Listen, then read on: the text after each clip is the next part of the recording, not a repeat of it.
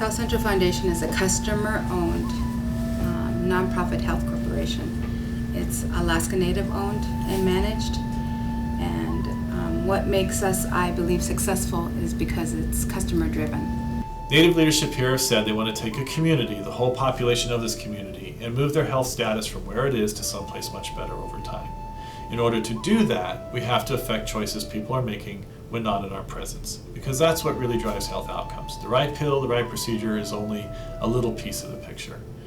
If you're going to do that, you have to be in relationship, remove barriers, which means restructuring your whole system. The government ran the operation of Southcentral Foundation prior to Native ownership and management. And at that time, the director in place sat down with Southcentral Foundation, and that was me at that time, and said we should do a survey and ask the customers what did they think about the system of health that they were receiving at this point in time, and that was in 1993. And that was our first really huge customer survey. Before it was Native owned, it was a regular government style IHS facility, and so there was not the greatest customer service. I remember when you go in for an appointment, you'd go to medical records. They had a big visor, kind of like at a movie theater, like a glass screen and a little slit. And you'd check in there, and it felt like they were afraid of you, didn't want to be near you, or afraid of touching you or getting dirty. It was kind of operated like a military hospital would be, I guess, would be a comparison. Very rigid, very regimented, no customer service, very bare bones, very lean, very kind of like research type of atmosphere. It's the doctors know everything, you have no opinion. It's you're the guinea pig, I'm going to test on you type of feeling at the old Native hospital site. We were told exactly what to do. Okay, this is, you go see a doctor, here's your problem, here's what you got to do to fix it, you take this medicine and that. And now it's changed considerably. We have the new hospital, which is very nice, it's very modern, and we have doctors who are, in my estimation, and I think a lot of people's, are really qualified to be here. But just the drastic changes in customer service have been the biggest impression on me. I can tell you from the moment that I walked through the doors of this facility, it was totally different than any other Native facility that I've ever been into before. I felt at home. As soon as I walked in, it felt so warm and comfortable, and knowing that that type of people really, it is family. Everybody knew each other, and when you were involved in that, you just felt a part of that. You just felt like you were part of that family, regardless if you were Native Alaskan or Native American. You just felt like you belonged. And so just the physical layout of the building we have now is a huge improvement in just self-esteem, I think, for Alaska Natives here. Even in the old building, we had a lot of really hard-working employees, and they tried and everything, but just the way it was set up and kind of run down made a huge difference in how I think customers felt. It is a cultural place now. It's a place to meet. People that come to Anchorage that want to see anybody, they go to the hospital to visit them, to find them. And it's a gathering place, naturally, for the Native community. We have a law called the Indian Self-Determination Act of 1975. And under that law, we as Native population anywhere in the United States can assume the role that Indian Health Services has for operating and managing the dollars for healthcare for Alaska Native American Indians in their area.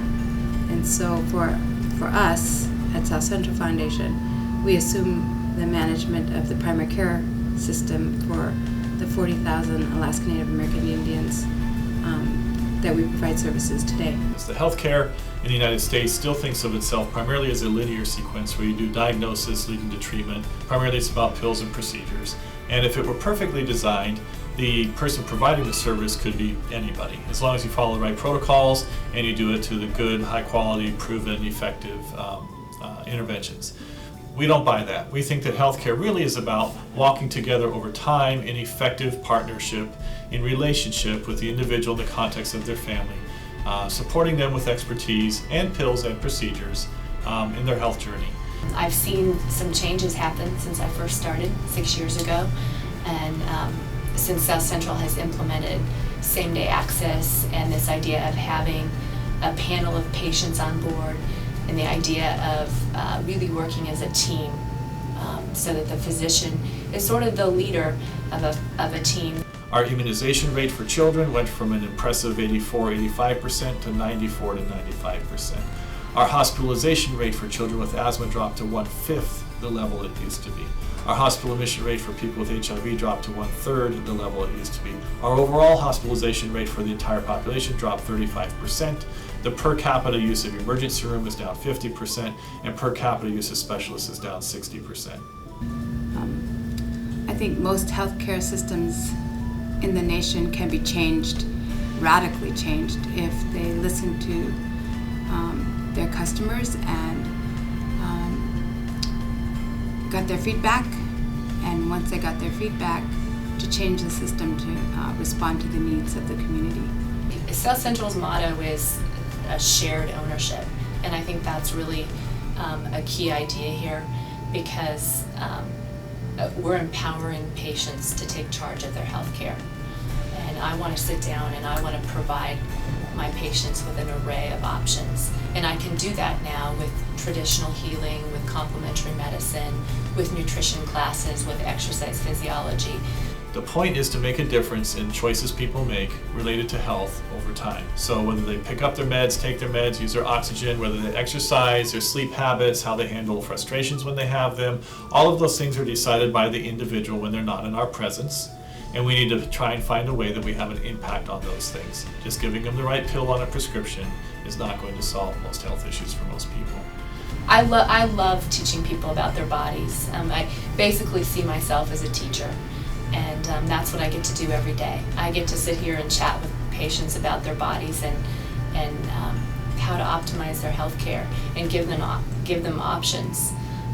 And I get to do it in a setting that allows me to do that, that allows me to send somebody to a chiropractor for their pain, as opposed to just give them a pill.